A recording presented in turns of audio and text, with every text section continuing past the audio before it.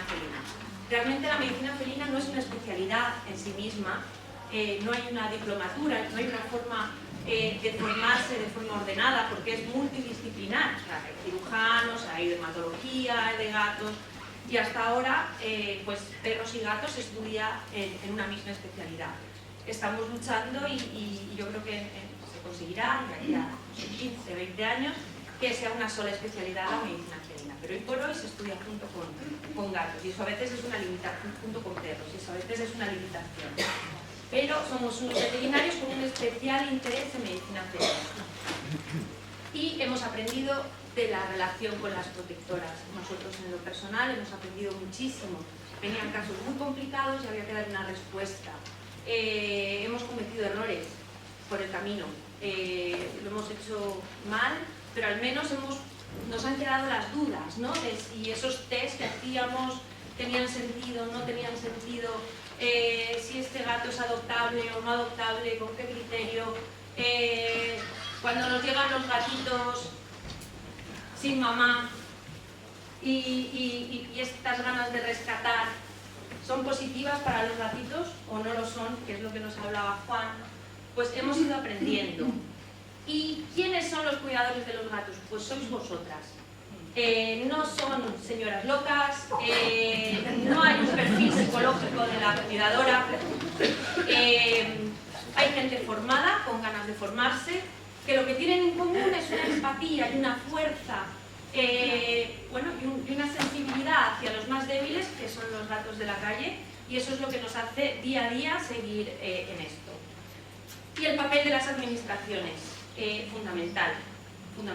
El que de estas señoras locas pasáramos a asociaciones y de eso a plataformas, y que las organizaciones pues, políticas pues estén y desde ahí las instituciones a dar una respuesta, creo que es clave. Así que muchísimas gracias a todos los que y todas los que habéis hecho posible que estemos aquí. ¿De qué se mueren los gatos? Ay, ya lo siento, vamos a tener que pasar, a ver si es solamente esta diapositiva, si no pasamos a poner mi ordenador. Los gatos de la calle se mueren más que los gatos de casa, a pesar de que no tienen más enfermedades que los gatos de casa. ¿Y de qué se mueren? Pues se mueren la primera semana de vida, se mueren no de enfermedades infecciosas, de hipotermia, de hipoglucemia. Después, cuando los anticuerpos de la madre van disminuyendo y no hay anticuerpos vacunales, se mueren de enfermedades infecciosas. Y es en este punto en el que es fundamental entender que un CES no es CES, sino CER. Tiene que volver a su colonia. Los gatos tienen que volver a su sitio, porque la madre les ha transmitido anticuerpos para ese terreno, para esas enfermedades. Entonces, la mejor manera de controlar las enfermedades infecciosas es a través de la esterilización. ¿Por qué? Porque son los cachorros los que más enfermedades infecciosas transmiten. Si disminuimos el número de cachorros y además les permitimos tener la inmunidad para ese territorio, disminuyen las enfermedades infecciosas en las colonias. Y de eso todos lo hemos percibido. Las colonias controladas son de animales sanos. Los individuos enfermos son puntuales. Entonces, eso es lo que hay que intentar demostrar. Y Juan nos decía, la forma de demostrarlo es a través de estudios y a través de datos. Y en eso estamos. Nuestra presencia, además, va a hacer que la madre pueda que no aparezca y nos parezca que no hay madre y haya madre. Entonces, dejarlos tranquilos. Otra cosa que nos puede pasar, y nos ha pasado, son gatas que hemos capturado en un CER, para un CER, y nos paren en el transportín, en el es una situación complicada, porque hay que dejar estar, pero hay que observar, porque el estrés puede hacer incluso que las mamás puedan agredir a las crías. Entonces,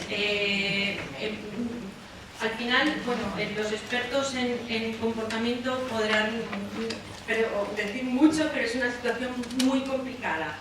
Yo creo que mi recomendación sería intentar intervenir lo menos posible y volver a soltar esa madre o dejarla tranquila, porque puede haber canibalismo en esas situaciones. En general, dejar hacer cuando ya ha parido y está pues con nosotros en el refugio, pues observar a distancia. El aspecto de una camada sana es un aspecto homogéneo, son todo uno, intervenir lo menos posible. La madre es la mejor incubadora, tanto en el momento de crianza como la mejor maestra y la mejor garantía de un gatito bien socializado. Entonces tenemos que dejar hacer. Pero ¿qué ocurre cuando nos llegan así? Cuando nos llegan en una caja sin madre. Tenemos que saber que es una situación muy complicada, con una mortalidad muy alta, aún haciéndolo bien. Si lo hacemos regular, pues seguramente pues no vaya bien, pero tenemos que ser conscientes de que se mueren muchos gatitos que se han criado a biberón o con crianza artificial. Tenemos que llevar a un veterinario o al menos observar algunos puntos que son claves. La boca, ver si hay alguna fisura palatina, observar el cráneo. El examen neurológico es tan simple como ver si tienen routing, que es poner la mano y que busquen, ver si tienen reflejo de succión, observar que la orina tiene que ser incolora, tenemos que estimular antes de que coman con un algodoncito la zona anogenital y tiene que ser incolora. Si está amarilla es que están deshidratados, o si está de color marrón, pues puede haber algún otro problema médico. Entonces, observar y si no, pues es conveniente el asesoramiento veterinario cuando haya cualquier duda. Cosas que tenemos que tener más o menos en mente cuando estamos criando a biberón.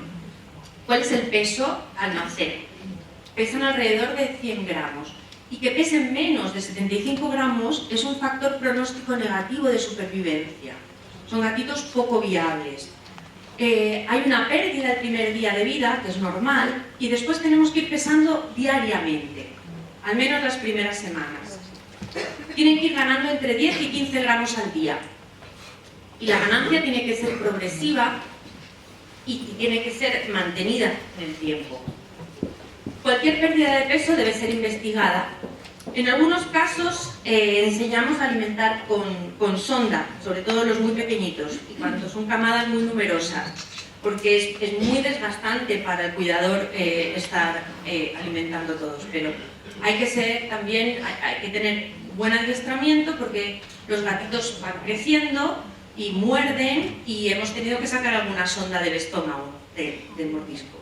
Entonces, es complicado tanto criar a biberón como aprender a manejar sondas, pero en algunos casos es necesario. Y mueren muchos. Y hay que tener cuidado de que no mueran también por nuestra culpa. Ojo con las mantas eléctricas. O sea, tiene que haber una temperatura ambiental adecuada, pero no un foco de calor directo al gato, porque el gatito no se va a mover y se pueden quemar.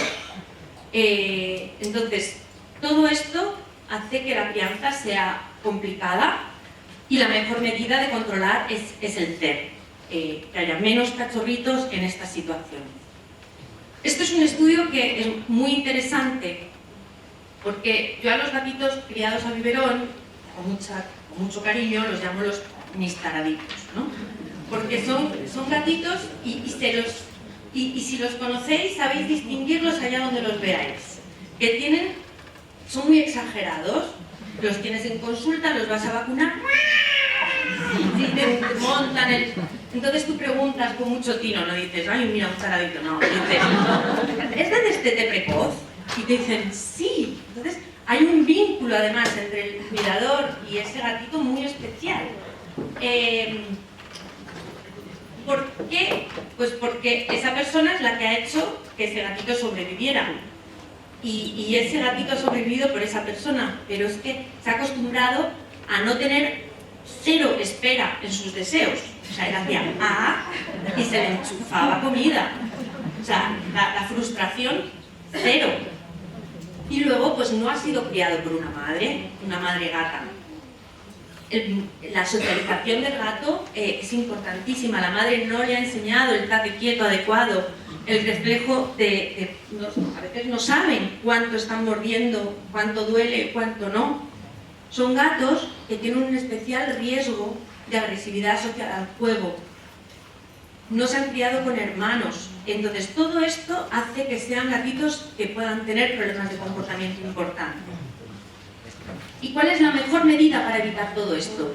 Pues dejar a los cachorritos con las madres. Hay muy pocos problemas asociados a este tipo de problemas de comportamiento si el destete es después de las 14 semanas. 14 semanas, pensar 3 meses y medio, que se mantenga el cachorrito con la madre. Es importante. Juan nos hablaba de las colonias, de cómo se conforman las colonias. Pues madres con machos que cuidan, protegen la colonia, pero siempre a la periferia. Las madres son las que ayudan de forma pues más activa a la crianza de las crías. Tenemos nuestra colonia, pero es que en casa tenemos una colonia. Porque ¿cuántos de aquí tienen...? Bueno, esto es una pregunta muy indiscreta. Se puede preguntar la edad, se puede preguntar todo, pero ¿cuántos gatos tienes? Eso no. Entonces, no vamos a hablar de enfermedades de un gato.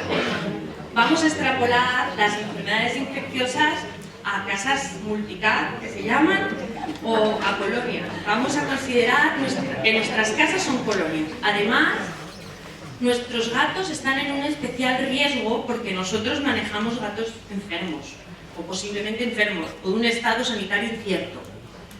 Entonces, ¿cómo proteger a nuestra colonia de casa de problemas infecciosos? Pues esto es lo que se llama enfermedades nosocomiales. Esto es, enfermedades que nuestros animales no tenían y por una cuestión de manejo, cuando se van de nuestro sitio las tienen. Y esto es lo que se llaman las enfermedades, las zoonosis, enfermedades que podemos contraer nosotros por manejar animales enfermos. Y esto lo tenemos que conocer. O sea, una cosa es que luego de aquí, bueno, hay un alarmismo, pero lo que tenemos es que manejar información y cómo prevenir. Aumentan los casos de leishmaniosis en humana en la Comunidad Valenciana. Esto lo conocéis. Sale en prensa.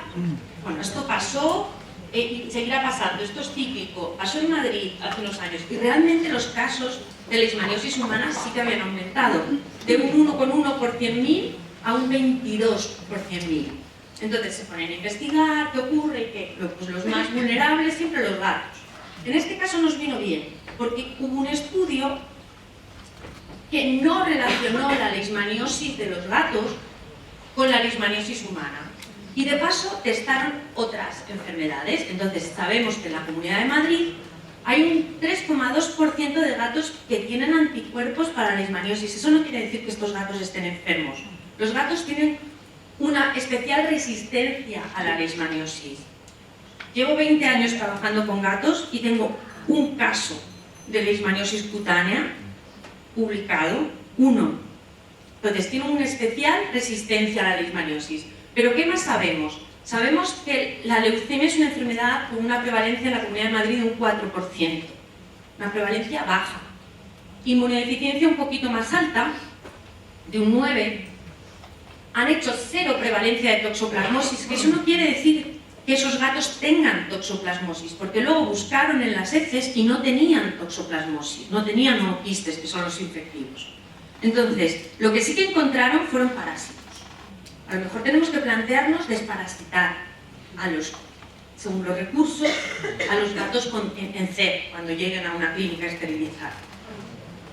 Pero realmente nos ha venido bien este alarmismo para buscar más datos reales. Entonces, no es un problema la leishmaniosis. Sí que es un problema los hongos. Tampoco voy a preguntar quiénes de aquí tienen hongos ahora. No digo ya han tenido. ¿Y a quién afecta? Pues afectan a las personas estresadas, a las personas inmunodeprimidas, porque es un marcador de estrés. Dermatocitos hay en el ambiente. Cuando nos ¿Cuándo tenemos signos? Pues cuando estamos peor. Entonces, personas inmunodeprimidas, pues tal vez tendrían que cuidarse también en el manejo de gatos, porque los gatos tienen dermatofilos. Toxoplasmosis, hemos dicho que, bueno, pues con medidas higiénicas normales, lavado de manos, no cambiar la embarazada, pues no cambiar directamente el arenero y que no permanezcan las heces en el arenero más de un día, pues se controla perfectamente. Y para esto hemos hecho un posicionamiento junto con ginecólogos, el grupo de Fenapilina, dando información. Y ha sido, yo creo que de las cosas más útiles que hemos hecho, yo creo que ha salvado un montón de vidas de gatos, realmente, simplemente con información. Entonces, tenemos que ver qué enfermedades son importantes desde el punto de vista colectivo y cuáles no. Las infecciones de vías respiratorias altas son un problema importante. En cachorros, en las colonias. La panleucopenia es un problema importante, sobre todo cuando te toca. Es un problema importante en albergues, es un problema importante cuando hay un caso.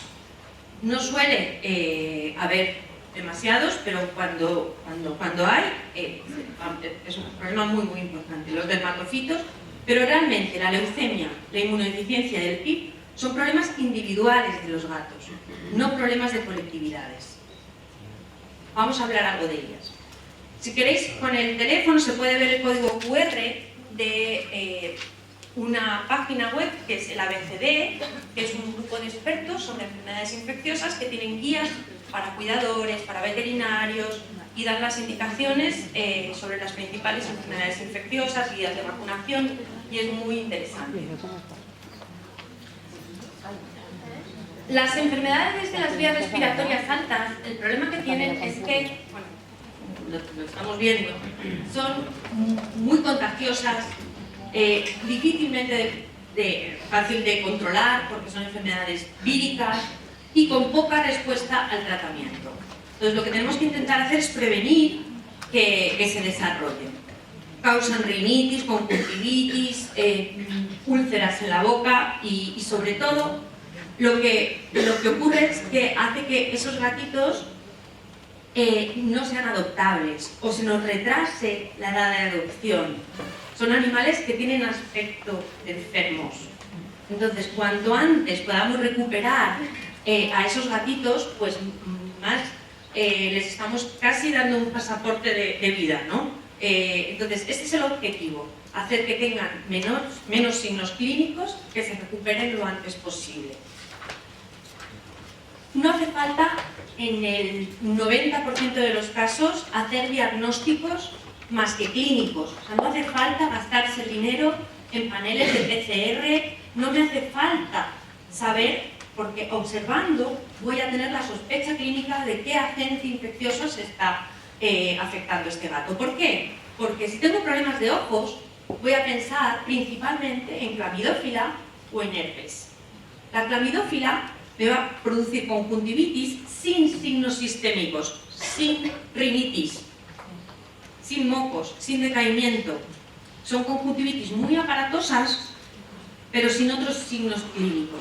Normalmente empiezan en un ojo y pasan al otro, pero no tienen nada más. En cambio, las infecciones por herpes producen conjuntivitis, pueden producir afección en la córnea y además producen signos clínicos de rinitis, pueden producir úlceras en la boca y un cuadro sistémico. O sea, un gatito enfermo. Entonces, no me hace falta hacer un test diagnóstico. Problemas de úlceras en la boca, principalmente calicivirus y herpes virus también. Entonces, y además, tenéis que pensar que las pruebas diagnósticas nos tienen que cambiar una decisión clínica. ¿Me cambia una decisión clínica saber si es calicivirus o si es herpes? Entonces, ¿para qué hacerla? Tenemos que saber que estas enfermedades se activan cuando hay estrés y cuando tenemos una población de riesgo. Estrés es también tener una densidad de población mayor que la que el gato pueda soportar. Falta de recursos. Eso es estrés. Además de eso, se aumenta la carga infectiva. La relación que hay entre los gatos. A lo mejor no son muchos gatos, pero con que haya uno con 2, aunque haya uno con el que me toque vivir y no me lleve bien, es suficiente para mantener el estrés. El estrés crónico en los gatos es un detonante de un montón de enfermedades. Cistitis intersticiales, asma, síndromes de Pandora, que se llama, un montón de enfermedades asociadas al estrés. Cualquier cambio en el ambiente. Y tenemos una población de riesgo que son los cachorros y los inmunodeprimidos.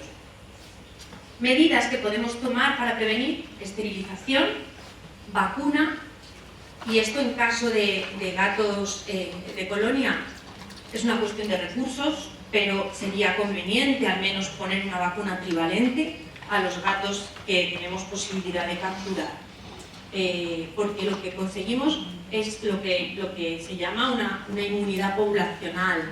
A lo mejor no podemos vacunar a todos, pero con que vacunemos un porcentaje importante van a estar más protegidos los demás. No protegen de la infección, van a tener herpes igual, pero los signos clínicos van a ser más atenuados. Entonces, en la medida en que podamos, es recomendable la vacuna trivalente. Tratamientos efectivos y no efectivos. Pues esto, como es una enfermedad muy frecuente, esto es como el coronavirus. Hay mucha noticia falsa, mucho milagro en el mercado. Sería ideal que con un aminoácido como la lisina curáramos el herpes virus, pero no es real. La lisina no funciona para procesos respiratorios de vías altas de los gatos y no funciona con datos, no funciona con estudios. Entonces, no conviene gastar los recursos en cosas que no funcionan, hay que gastarla en las cosas que funcionan. El fanciclovir es un antivírico sistémico, hay que tomarlo vía oral, y realmente ha sido muy útil para el manejo de complicaciones de ojos, de procesos muy complicados de gatitos, porque lo toleran bien, disminuye la sensación de enfermedad del gato, tiene mejor aspecto, y nos ha permitido, por ejemplo, este es un gato, con los que primero empezamos a probar el fanciclovir, que hubiera sido un gato al que habría que haber enucleado los 2 ojos. Enucleamos uno, que ya estaba perdido, pero el otro nos permitió hacer cirugías oculares. ¿Qué ocurría? Que antes del fanciclovir, en cuanto tocábamos la córnea del gato, desbridábamos, reactivábamos el herpes y volvían a ponerse incluso peor.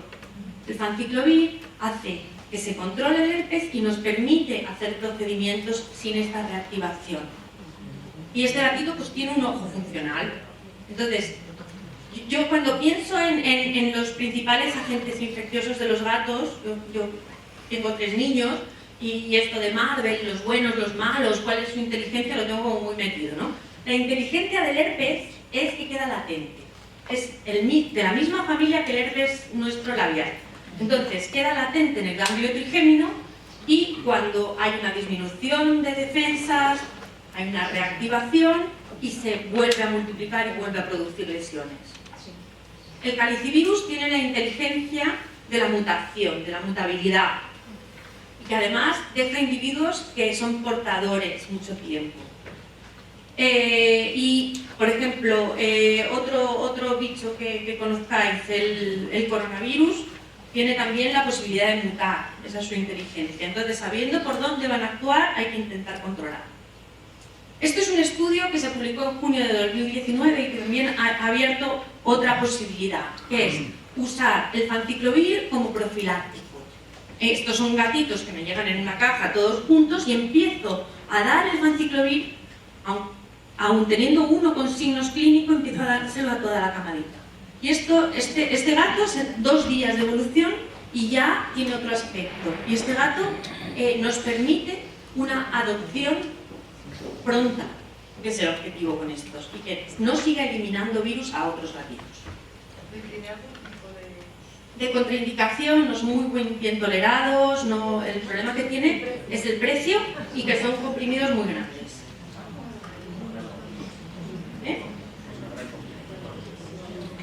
No, al final se lo toman, machacadito y para adentro se lo toman.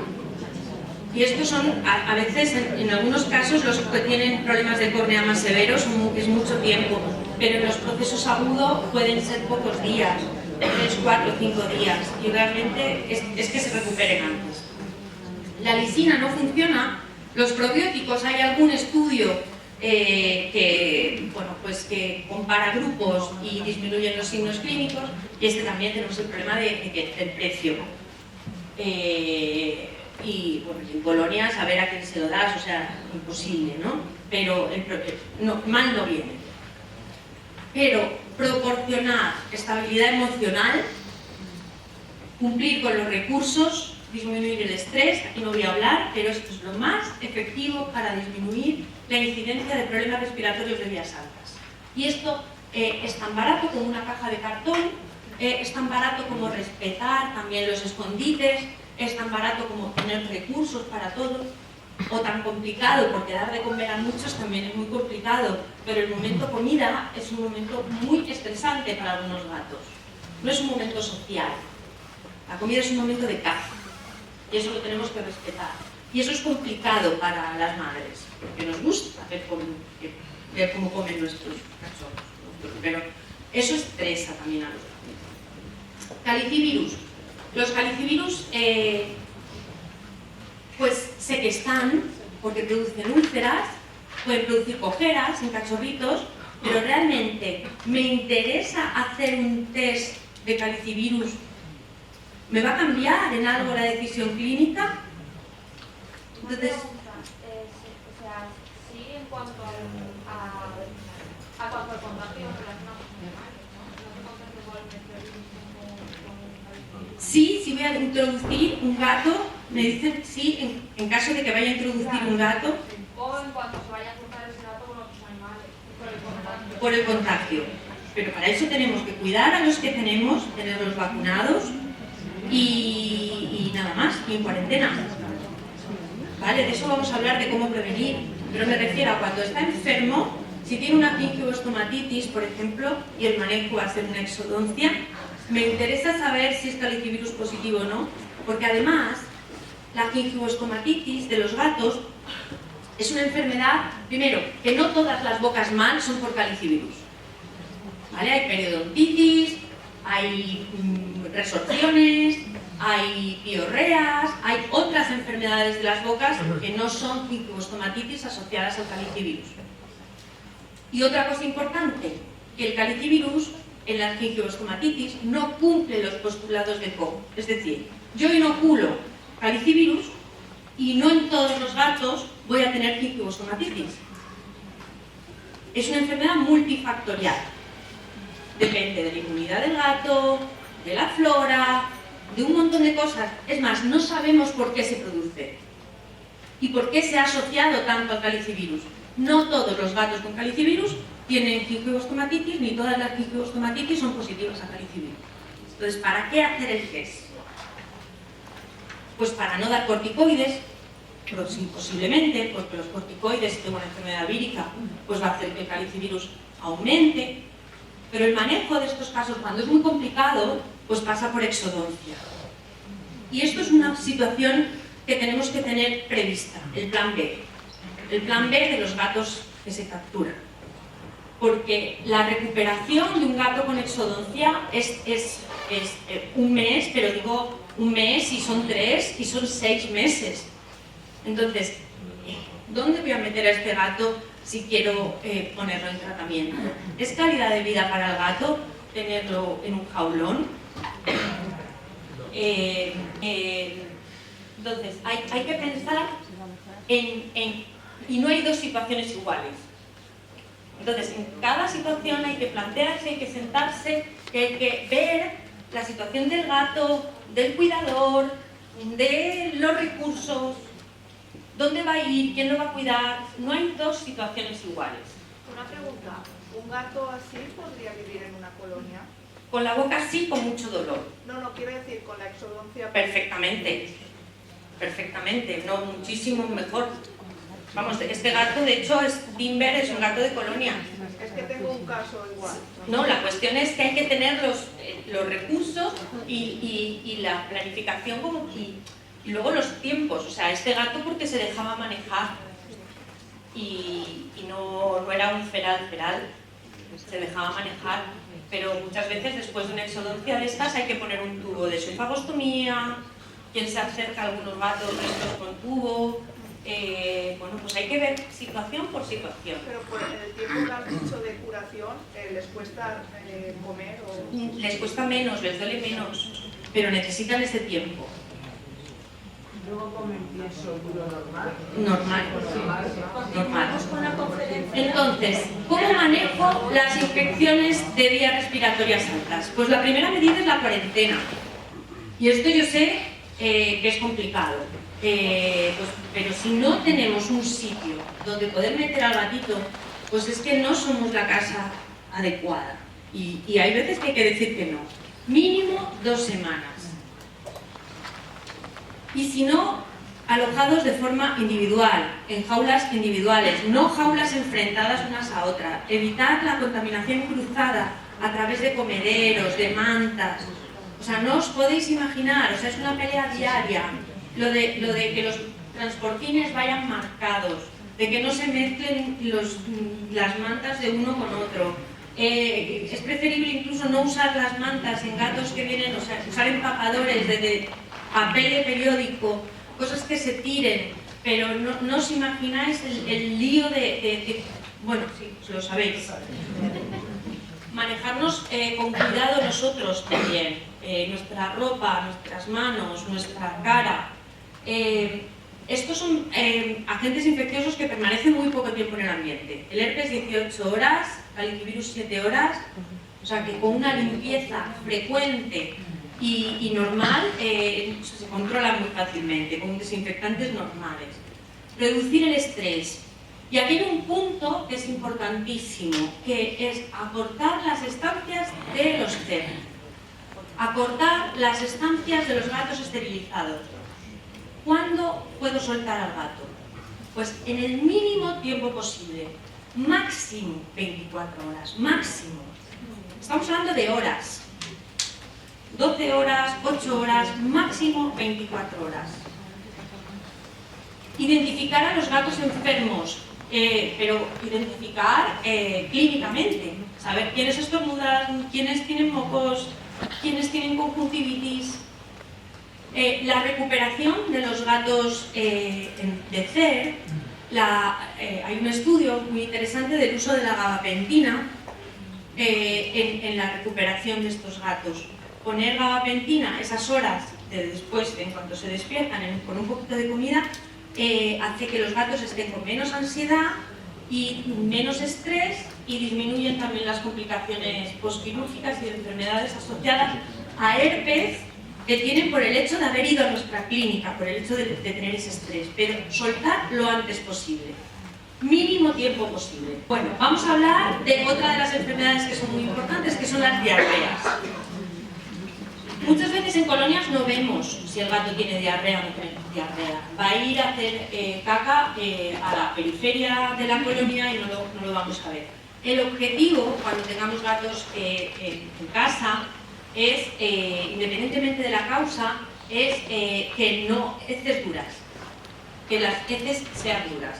Entonces, a veces lo podemos conseguir y otras veces es imposible. Con la panleucopenia es realmente imposible. Es una enfermedad sistémica, es una enfermedad gravísima, con una mortalidad muy alta, cerca de un 80% de mortalidad.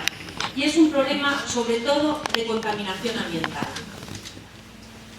Y otro problema que tenemos es que las pautas de vacunación a veces no son las del todo adecuadas. Tenemos que poner una vacuna después de las 16 semanas para poder tener una protección total, y hasta que no tenemos conciencia de que el virus además permanece hasta 1 año en nuestra casa, y es una casa en la que no podemos meter cachorros no vacunados, no podemos, no para.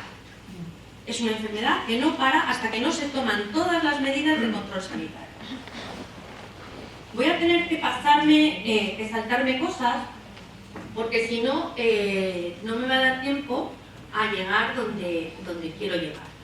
Entonces, tenemos claro que la panleucopenia es un problema que además se puede controlar porque tiene vacuna.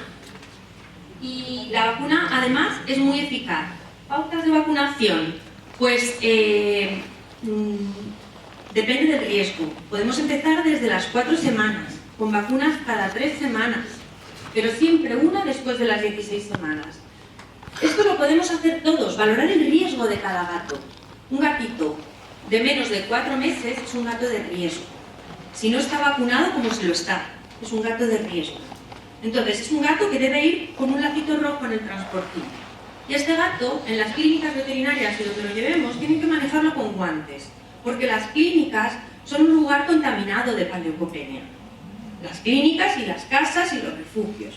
Entonces, tenemos que tener un especial cuidado y valorar los riesgos de cada animal.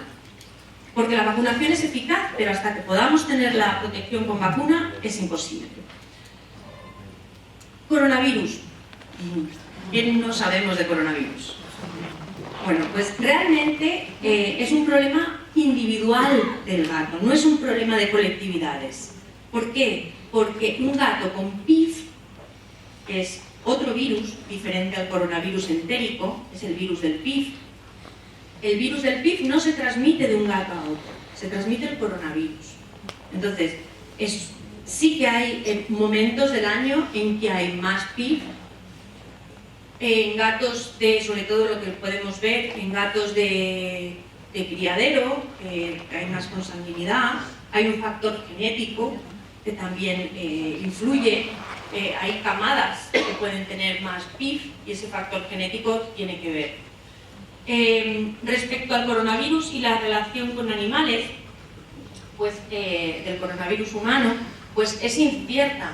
Esto es un comunicado de ABEPA de hace 3 días, en el que hoy por hoy no está demostrada la transmisión del coronavirus de perros ni de gatos a humanos. Ayer salió un caso del aislamiento del coronavirus del COVID-19 en un perro, pero puede ser por contaminación ambiental. Entonces, no se sabe, pero hoy por hoy no se puede demostrar, ¿vale? Pero el PIF es una enfermedad distinta, es la mutación de ese coronavirus, es una vasculitis, es una enfermedad muy grave que no tiene tratamiento. En ABEPA hicimos un comunicado respecto al tratamiento que se está vendiendo de forma clandestina, de forma de mercado negro, en China. Y hoy por hoy no tenemos acceso a un fármaco del mercado negro, es ilegal. Y además, los casos que yo he seguido, de muchos casos que he seguido, muchas veces no están bien diagnosticados. El diagnóstico del PIF es complicado. Entonces, tenemos que tener un diagnóstico certero y la posibilidad de tratamiento, hoy por hoy, en mercado legal no existe. Entonces, tenemos que se elimina coronavirus, que no es el mismo que el del PIF. Tenemos que tener en cuenta que el coronavirus es endémico, o sea, tenemos que aprender a convivir con él. Igual que tenemos que aprender a vivir con el coronavirus humano que tenemos ahora. Quería acabar con esto que me parece importantísimo, y perdonad la falta de tiempo y el atropello final. Tenemos una nueva guía del 2020 de retrovirus, y es de acceso libre. Y hay una guía para cuidadores, una guía para veterinarios, sobre retrovirus. ¿Qué nos dice? Que hay diferentes formas de presentación de leucemia que tenemos que conocer, que hay unos protocolos específicos de diagnóstico. Para mí es muy importante que se vea reflejado en una guía internacional que los gatos con inmunodeficiencia pueden convivir con gatos inmunodeficiencia negativo, en un ambiente estable, sabiendo que son gatos que tienen una enfermedad crónica, que los gatos con inmunodeficiencia pueden tener una supervivencia igual que un gato inmunodeficiencia negativo. Tenemos geriátricos inmunodeficientes con CID positivo, pero que son gatos que necesitan un cuidado especial, cada 6 meses una visita al veterinario.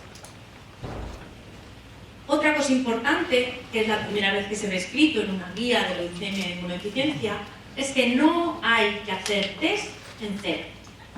Y esto ya viene escrito. Y esto en una guía internacional. ¿Qué prevalencia tenemos de leucemia en España? Pues también tenemos estudios, este es del 2019, de finales del 2019, en el que tenemos una prevalencia de un 5,5% de leucemia en España. Entonces, es una enfermedad que en algunas colonias es importante, pero en general es una enfermedad con una prevalencia baja. Entonces, ¿por qué el empeño de una enfermedad que no es importante hacer un test? Encima es un test doble de una enfermedad que no tiene nada que ver la inmunodeficiencia con la leucemia. Son enfermedades distintas. La leucemia es una enfermedad principalmente de cachorros y es ahí donde tenemos que incidir. Haciendo campañas de esterilización tendremos menos cachorros en las colonias. Hay una transmisión que puede ser de las madres a las crías. En la inmunodeficiencia no. La madre no transmite inmunodeficiencia a las crías. Son casos muy excepcionales. Entonces, ¿qué pasa cuando tengo una cría inmunodeficiencia positivo? Que son anticuerpos de la madre. Entonces, ¿tiene sentido hacer test de inmunodeficiencia antes de los 6 meses? No. Esto es un... Yo soy disléxica, entonces me cuesta aprender. Y como me cuesta aprender, luego me gusta enseñar, porque una vez que lo he aprendido, pues me gusta contar. Y esto era un dibujo que yo utilizaba para explicar que un solo test no... Es imposible que yo diagnostique una leucemia con un solo test. Yo no sé si va o viene. ¿Vosotros en esta foto qué creéis? ¿Que va o viene? Que viene. Va, viene. Entonces, hay dos formas de presentación de la leucemia. O progresiva o regresiva. O sea, o va o viene. Y la única forma que tengo de poder diagnosticarlo es haciendo 2 tests. Uno y otro a los 30 días. No sirve el atajo de hacer el PCR al comienzo. Tienen que ser 2 tests para ver si va o viene. Entonces, tengo una forma progresiva y una forma regresiva. La forma progresiva es la que va a estar el gato, voy a tener un positivo y a los 30 días un positivo. Y voy a tener un PCR positivo. Y este gato es virémico, y este gato contagia, y este gato está posiblemente enfermo y va a tener una supervivencia menor, es posible que tenga un linfoma, es posible que, bueno, pues que haya que cuidarle un poquito más. Y haya que plantearse una adopción para en una casa sola o en una casa con otros gatos con leucemia. Pero sigue siendo un gato adoptable. Y los con infección regresiva son gatos sanos, que han hecho frente a la infección, que no puedo usar, yo no lo puedo usar como donante de sangre, por ejemplo, pues porque puedo transmitir a otro gato. Entonces, para eso es importante hacer el PCR, pero no es contagioso y ese gato es sano. Y si yo me quedo con un solo test, con el primer test, voy a considerar un positivo, y no es verdad. Luego hay otros que son los abortivos, pero esto es una excepción y muy rara. Entonces, siempre repetir los tests. Y para eso pues tengo que tener el sitio donde hacer la cuarentena o las condiciones. Entonces, cada situación es una. Entonces, con un solo test no sé si es regresivo o es progresivo. Y si saliera inmunodeficiencia, pues con un cachorrito, pues repetir a los 6 meses. Esto es lo que viene plasmado en la guía. No se recomienda hacer test en gatos de cero. ¿Cómo limitar la transmisión en casa? Pues en algunos casos limitar la salida al exterior de un gato que sepa que tiene leucemia. En otros casos, pues si esto supone más estrés para el gato y realmente no está en contacto con otros, no hace falta. Pero los gatos que conviven con ese gato positivo tienen que estar vacunados, al menos anualmente, y esterilizar. Pero en cambio, los gatos con inmunodeficiencia no tienen por qué tener un contagio a un gato con inmunodeficiencia negativo. Pueden convivir con otros. Pero sí que tenemos que tener en cuenta que son gatos que necesitan un control. Esto es una encuesta que se hizo en el Maddie Center sobre la experiencia de la adopción de un gato positivo. Y la experiencia para la gente que ha adoptado un gato positivo es muy buena, hasta de un 74% como muy positiva, un 21% como positiva. Entonces, Hay asociaciones que trabajan con gatos positivos, dobles positivos. Yo creo que la información es clave para que se adopten estos gatitos. Voy fatal de tiempo y ya pues quería acabar simplemente diciendo pues que los gatos positivos son positivos, son gatos adoptables y que por fin tenemos guías que nos lo dicen. ¿Cuándo es necesario hacer test? Pues en situaciones, en albergues, a veces ayuda para la adopción.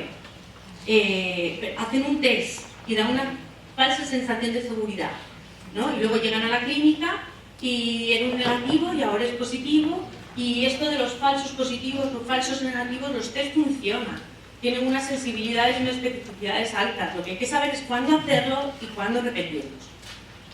¿Cuándo no es necesario hacer test? Pues cuando están en jaulas individuales o en gatos menores de 6 meses, porque la interpretación la voy a tener complicada. ¿Cómo ayudar? Pues lo sabéis, o sea, si estáis aquí es porque sabéis cómo ayudar. Y simplemente lo que nos falta es más colaboración con instituciones, más información, más estudios para poder demostrar también esto que os estoy diciendo. La calle no tienen más enfermedades que los gatos de casa, esto con estudios demostrado. Que no es necesario realizar test en C. Que se recomienda la esterilización en el momento de la captura. Puede ser que no cojas 2 veces esos cachorros. Por encima de 300 gramos se pueden esterilizar.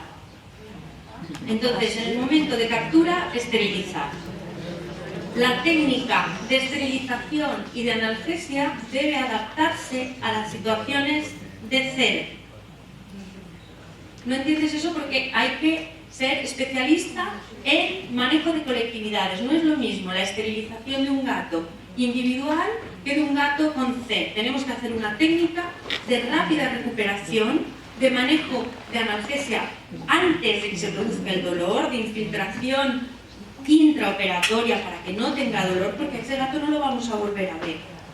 Entonces, son técnicas anestésicas y quirúrgicas adaptadas a un gato con C. Le vas a soltar. Que luego son muy útiles para los gatos que no vas a soltar. No hace falta darles antibiótico posoperatorio. Lo que hay que hacer es darle antibiótico preoperatorio. Entonces, todas estas técnicas ayudan a que el gato se vaya rápido. No hace falta poner antibióticos de 15 días. Lo que hay que hacer es tener técnicas estériles y manejo cuidadoso de la esterilización para que no se produzcan complicaciones. Perdona, pero entonces una gata la puedo soltar a las 24 horas. ¿Sí? Sí. Ahora lo vemos, que no quiero comer tiempo. Un punto que es controvertido es el tema de la eutanasia o no de los gatos debilitados.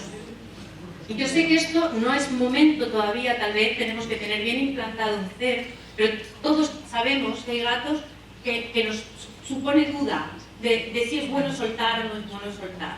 Y en eso pues tendremos los veterinarios que a daros herramientas para cómo decidir si un gato es bueno soltar o no es bueno soltar, para ayudar a tomar la mejor decisión. Tal vez plantearnos la vacuna trivalente, porque esto disminuiría muchísimos de los problemas, más que los calicivirus. La identificación es fundamental y esto es una cuestión de coste. Hay gatos que esterilizamos 2 veces porque no se ven las muescas. Hasta desde el punto de vista legal, el hacernos cargo de un animal debería ser que el ayuntamiento pusiera esos chips a nombre de su ayuntamiento.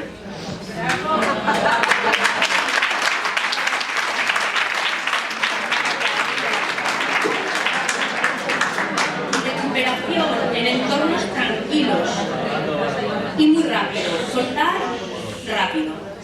Y fundamental, que esto aquí sí que tenéis mucho que hacer, la monitorización, la limpieza de las colonias, el control de las colonias.